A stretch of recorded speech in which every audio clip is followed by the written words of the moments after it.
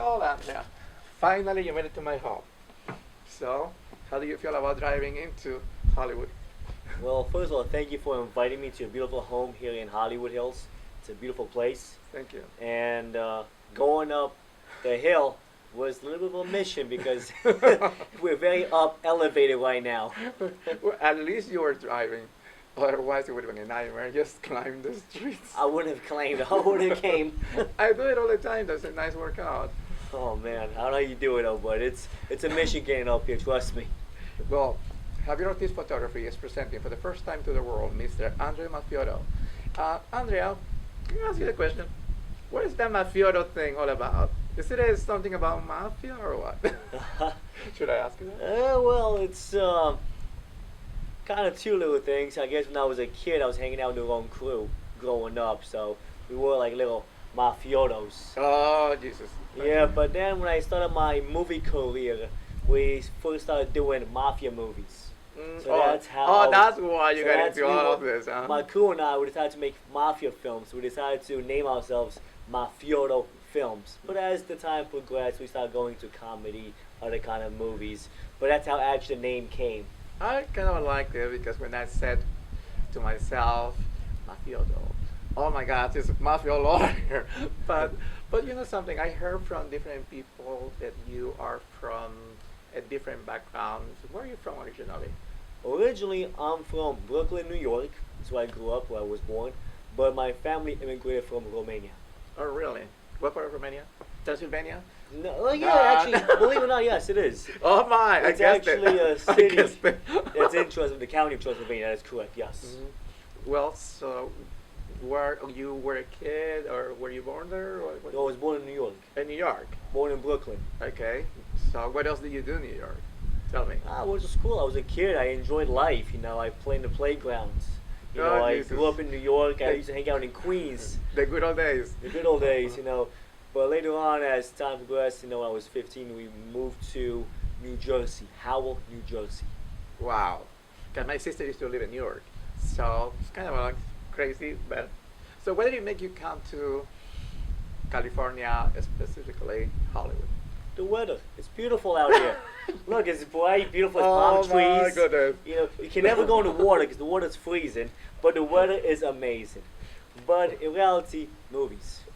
Well, the weather, you know, that's one of the reasons that my sister decided to leave New York and come to Los Angeles. So she lives in the Valley, but I live here in Hollywood. Anyways, now talking about movies, I mean, what did it get you into movies? What I saw different things that you've been doing already throughout the years, but I was very impressed for the last one. But I was all the time asking myself, why is he doing this? So, can you please tell me? I guess when I was a kid, I had a thing for movies. I grew up watching a lot of movies. And my mother took me to an acting school when I was 12 years old. She just wanted me to get out of trouble and have an activity. And acting was something that she thought would probably do me some good. And I enjoyed it. I fell in love with the art. I fell in love with the creativity that you get to become anyone your mind could imagine being. If you want to be a cop today, you want to be a gangster tomorrow, you want to be a superhero the next day, you can. You can create yourself, put your mind. No, I'm serious. You can put No, your mind I can see you the into next a Spider. character, This is the next Spider-Man. Okay, right. into a character of being anyone you want to be.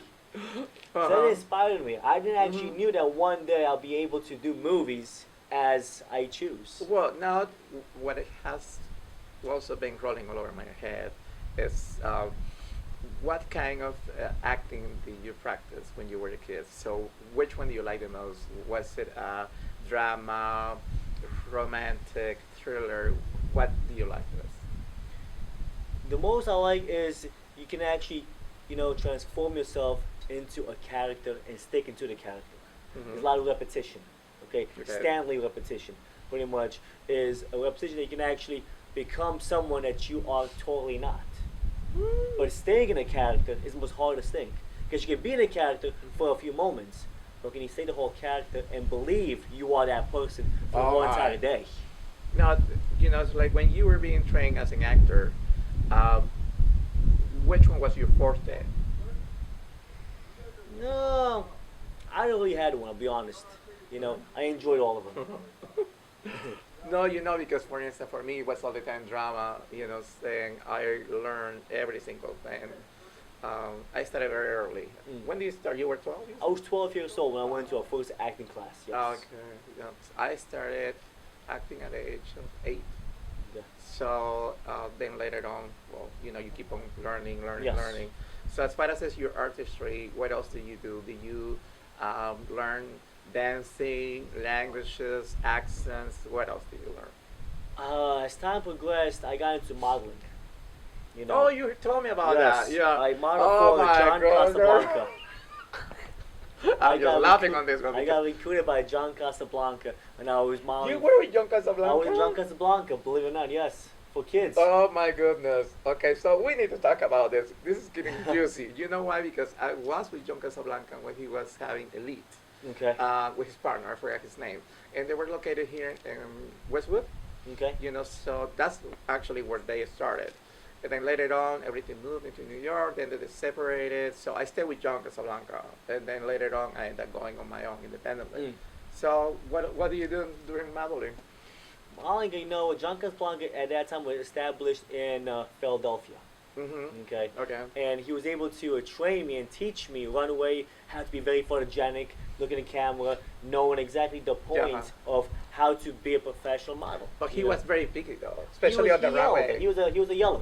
Yeah. Okay, he was very picky, and if you didn't make him happy, he used to yell at you. Oh no, he will eat your life Yeah. on the runway. He will eat But your he was life. able to give me a good photo shoot. He was able to get me on the runway for Levi's. A model for Hugo Boss for kids, juniors. And as time progressed, How old were you though? I was 16, 17. I was a kid. I was about the same. No, I was a little bit older than you. I started early with somebody else, but I was probably in my early 20s. No, I was like 16, 17. I was modeling, in New York, Philadelphia. But it wasn't my thing. I liked Why modeling, not? but it was acting, Modeling is a lot of fun. making movies, and I had a vision of actually becoming the director himself. Well, that's it. That's the different step. That's what I was asking you about. What your experience and your training was all about. Because if you're doing drama, comedy, you know, anything, then you want more. Yes. You don't only want to act. You want to write. You want to produce. You want to direct. You learn so much that you see different things. And since you were watching movies, you watch them and you say, hey, I could have done this differently. I could have done Correct. this not better, but my way. What would happen if I changed it into this? So you come with your own ideas, but Mhm. you want to do it yourself. So now look at you. You're a producer. You're a director. You're an actor yourself, and you have done also, which it threw me off that you're also producing music videos. Yeah, that's true. Music videos, they're very quick, they're short, I love them, and it's fun. It's actually my third music video I produced right now, Uh-huh. Alina Fiera. I met her last night. Yes, I had produced and directed 2 other music videos in the past. But it's like a 3-minute story you have to put in from the beginning to the end and actually go with the song, make people entertaining. So I do like doing music videos, they're Oh fun. my God! Right. Sometimes some of the music videos they do need to have a story. Yeah. Other than them, some other people they just go from jump cuts from one to another place. Like no, but it's their style. Yeah. So as far as this, the movies that you have done, which one is the one you like the most? The one that I believe I enjoyed the most was Professor Thompson. It was a feature film that we finished last year. We had a big premiere for it. I remember I missed it. Yes. And the reason is we started with nothing we had. We had nothing in a box. Making a movie with no finance, with Zero bad budget. equipment, Zero budget. Right. with horrible acting, sorry to say, but you had to start from scratch.